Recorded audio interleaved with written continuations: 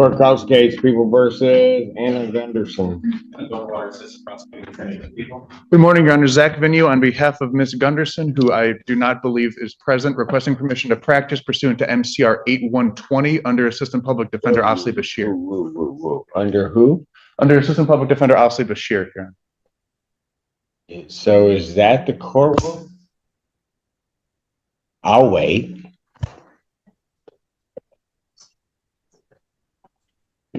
You're under 8.120. Oh, I said 120. Okay. Apologies, Your Honor. Requesting for what? For saying 120 instead of 120, Your Honor. Oh, I apologize. I didn't know if there was just we were renaming them. It's not your fault. It's Miss Bashir's fault. Absolutely, she knows better. Thank you, Your Honor. But she listened to Miss Cannon. See, look, and that's what happened. So I know everything that happened. So they sent you up here and you don't have a client. No, Judge. Oh yeah, call you lucky. Okay, permission to practice is granted. Go ahead. Thank you, Your Honor. I have not been able to get in touch with Ms. Gunderson. We would request an adjournment. You would ask for a bench warrant. Did you sent him up here without a client? For sure. You couldn't have found a case where he had a client? It's okay. Never mind. Never mind. I'll send a letter. Bench warrant will issue for defendant's fit. Where are you from? I'm from like 45 minutes south of here originally, Your Honor. Where's that? Where's that? Does it have a name? Oh yeah, it's Lambertville, Your Honor. Lambertville, Michigan. Yes, I know where it is. But I went to law school in Georgia. Oh. Where? Georgia State. Yeah. Yeah, down in Atlanta. Seriously? He thinks I haven't been anywhere. Don't do anything. Oh, the football team was awful. Right? Yeah. Well, they had their moments. They were okay. Yeah, whatever. He's a Maryland fan. Is he? Yeah. Or are you just telling me that? You're just telling me that so I don't get on it, right? Aren't you? You just stuck your nose in to try to help the guy out. He's a Maryland fan, right? Your Honor, I have a duty of candor to the court. I'm not a Maryland fan. They throw me under the bus. I have nothing against Maryland. Mr. Allen. Not a... What? He just set you up. Bench warrant will issue bond $10,000 cash surety. That warrant will issue immediately. Understood, Your Honor. Welcome aboard, young man. Go.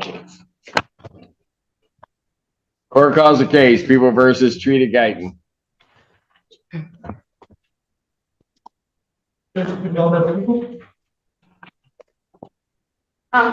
Bashir on behalf of Trita Guyton. This courtroom session starts off chaotic and only gets more intense from there. A young attorney walks in without a client. A judge immediately picks up on the confusion, and within moments, we're seeing warrants issued and bonds revoked. But that's just the beginning. As the cases unfold, we'll see questions of legal responsibility, missed court obligations, and a defendant whose own actions may be working against him. Stick around because one key ruling later on raises a serious question.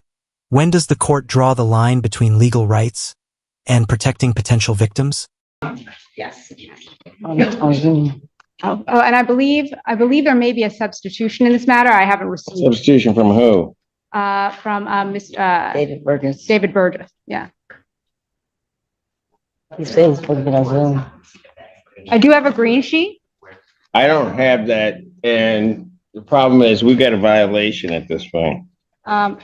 I understand. I would request if the court would allow for an adjournment of the violation hearing, just because I have spoken with Mr. Burgess's office. They've confirmed that they do plan to appear on behalf of Ms. Guyton. That what? I was under the impression that the court might have received something, but I have nothing from Mr. Burgess's office. I don't. Is he coming in as retained counsel, or is he coming in retained counsel? Yeah. As retained? I have nothing then.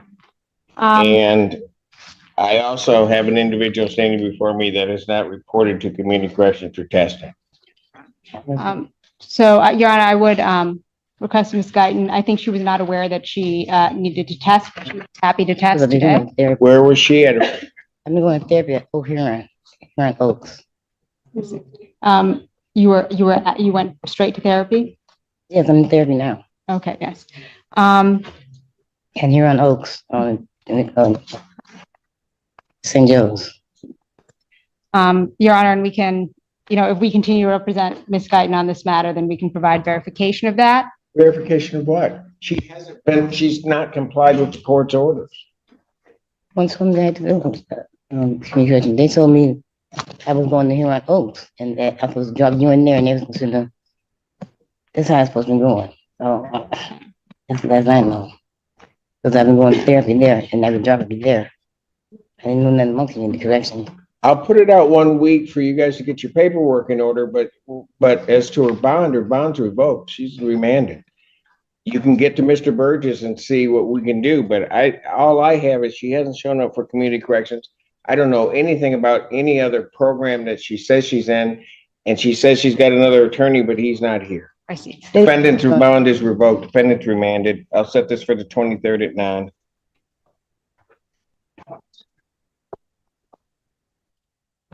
Court does call the case of the people versus Michael Siegel. And on behalf of the people, Your Honor. James Fifelski on behalf of Mr. Siegel in all 3 files that are up on the docket today. Can you state your name, please? Michael Anthony Siegel. All right, we're set for PCC and your motion. That is correct. I think what we would like to do is adjourn the 2 stalking files, 1336, 1298, because there's other collateral cases that we're both tracking that may have an impact on a possible resolution.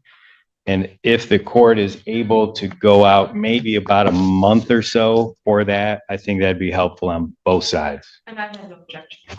That's on the 2 stalking cases. That's correct, Judge. All right. And you want a month out? Yes, please.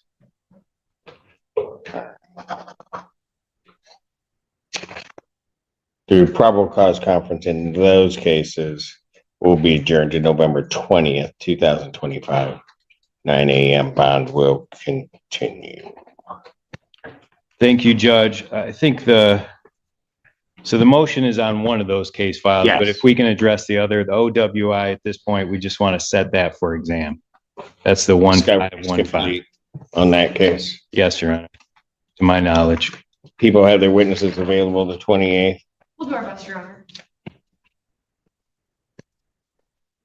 That preliminary examination in that matter in person be October 28th, 2025, 9 a.m. That is before Judge Washington. In Your Honor, on that file in particular, is there a cash bond or was that revoked? Was the PR revoked on that? That I do not know. I see it. Do you see anything? I know bond was revoked on the first stalking case, but I don't know if it was modified on the OWI case. I don't think that it was. So on 1298, I show 100,000 cash or surety. That's the new stalking charge. What do you have on 1515? That's the OWI.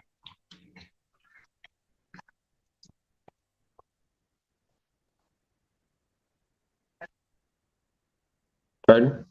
On 1515 OWI, I show a TR bond. Would the court modify to a low cash bond, please? Set his bond at $1,000, 10%. Thank you, Judge. All right. And that one's all taken care of. That's to your motion. Super. As to the motion, Your Honor, it's pretty simple. This, at the arraignment on the newest charge, 1298, there's a request by the people for no phone privileges for my client.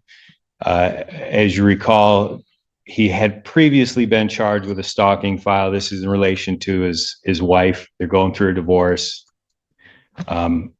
Working through that, there was a bond violation. We have not disputed that. But at the same time, once the court sent me notice that he was to turn himself in, I told him He immediately went to the jail. They said there's nothing there, so he couldn't do it that day. Came back the next day, turned himself in. No problems with jail rules, no problem with phone violations at the jail. And so it seems like setting a bond condition on the newest stalking file that prohibits him from calling anybody and everybody when there was never a jail phone violation, I think was either premature or condition of bond that seemed appropriate given the circumstance. Well, if it's a condition of bond, but he's not bonded out, he's in custody. And, he's in a situation where clearly the people would presumably be monitoring his phone calls. So if he were to make any bad decisions about calling his wife, that would be a problem. So I recognize that he violated bond in the first case, but I would just ask the court to lift the phone privilege restriction in large part because he has multiple pending legal cases. He has tried to reach out to his counsel, both myself and I think it's Miss Musser, Sandra Musser, on the divorce case. But the jail protocol is such that it essentially is I think impossible. You can resolve that with the jail. Well, my client has tried to. I think you can resolve that with the jail. Well, the other component, he has a power of attorney who's handling his other affairs, and that includes trying to assist in things that need to happen with the divorce. That person he would like to contact as well. I just would ask the court, unless there is actually some kind of phone violation at the jail, that the court withhold imposing that condition unless and until that actually happens.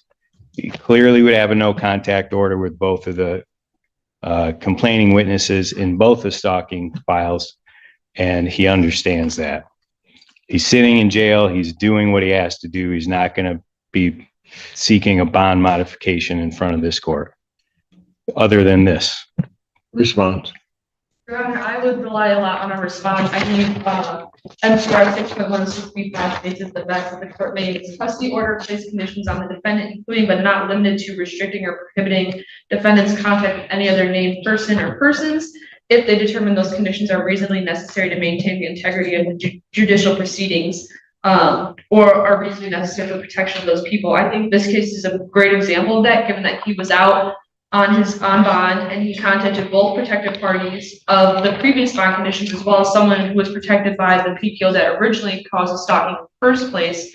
I mean, I have my concerns given that in that bond violation, he's calling her, telling her about, he calls the son. There's an hour-long recorded conversation with the son where he does sound intoxicated, which is another bond violation. I mean, I have concerns that I don't want him reaching out to them at all and continuing this pattern of stalking and harassing his ex-wife or soon-to-be ex-wife and his son. He has previous history of stalking behavior and maybe with this same victim. So I have great concerns about the integrity of this case if he has any ability to contact anybody about anything besides his attorneys through the proper methods in the jail that are already in place. So I would ask that his bond remain as set and his phone privileges be revoked. I think he's shown clear disobeying of the court orders and inability to control himself when it comes to contacting these parties, and have great fears that if he is given phone privileges, he'll reach out and contact them again. Your Honor, I just think it's unnecessarily overbroad, given the fact that he is now in custody. When he was out, different context, different circumstances, but he's in custody. He's even been doing the Dawn Farm Jail program. He's going to AA meetings. He's in the right place for where he needs to be right now and has shown total respect for the jail policies and rules. Motion for bond modification is denied. The counsel made during the course of the argument that somehow the Washington County Sheriff's Office would be interfering with his communications with the attorneys. I want to make it very clear that that has never been anything that I've seen from the Washington County Sheriff's Office in the operation of that jail where that there is any interference in that. Counsel, it becomes in these types of circumstances incumbent upon counsel, if you're not the public defender's office, because there's a dedicated line, to inform the jail that you need to have communication with your client they will make sure that that happens. So, but in all other respects, the motion is fine. Thank you. All right, thank you, Your Honor. Thank you. Court does call the case, People versus Kevin Salisbury. Attorney for the people. What? He's hiding. Honor David Chan, on behalf of Kevin Salisbury. Your name? Hello, Your Honor, Kevin Salisbury. Your Honor, we are I recognize you. How you doing? Very good. at a sobriety date now. What? 11/9/2024 is a sobriety date. So if he doesn't do anything stupid in the next month or so, he's going to have a year of sobriety. Really? Gratefully so, yes, Your Honor. Oh my For the first gosh. time in When my- I first met you, I would have never thought in my life that would happen. Me either. Well, I won't see you then. And there's or miracles maybe- happen. I mean, you got overwater going over the dark side. So I do know that miracles do happen. I'm just saying, it's just, so there's an example said of if- another miracle. You But we said if he did- doesn't do anything stupid, but showing up in a Patriots anything is really stupid. In all fairness, Your Honor, It's okay. fan. Just saying. Yeah. All right. So we just have to clean up some stuff, some other stuff, wreckage, and if we could just have a month adjournment, I think we're gonna be able to To get resolve that all. all cleaned up and Yes, probable cause conference, and we'll be adjourned to November 13th, 2025, 9 a.m. Bond will continue. Thank If I hadn't, to hear that, Mr. Salisbury, I will say this, I'll say it publicly, I'm proud of you. Thank you, Your Honor. That means a lot to me. Thank you. You take care of yourself. You too. Thank you. What we just witnessed is a powerful snapshot of how quickly things can escalate inside a courtroom when procedures aren't followed and court orders are ignored. Early on, the confusion with representation and the missing defendant led directly to a bench warrant, showing how seriously courts take accountability and upestit presence. Then, in the second case, we saw a critical issue: failure to comply with court-ordered conditions like community corrections. Even when the defendant attempted to explain her situation, the lack of documentation and communication ultimately resulted in her bond being revoked and her being remanded into custody. But the most legally significant moment came with the stalking case. The defense argued for basic communication rights, especially for legal and personal matters, while the prosecution highlighted prior violations, including unauthorized contact and concerning behavior.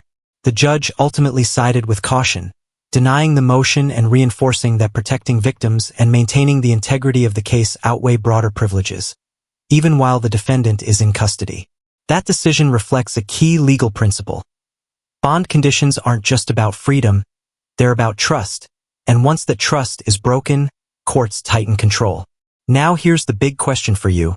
Do you think the judge made the right call by restricting phone access completely? Or should there have been more flexibility given the defendant's need to communicate with legal counsel and family? Let us know in the comments. And if you found this case as intense and eye-opening as we did, make sure to hit that like button, share this video with others, and don't forget to subscribe for more jaw-dropping courtroom breakdowns.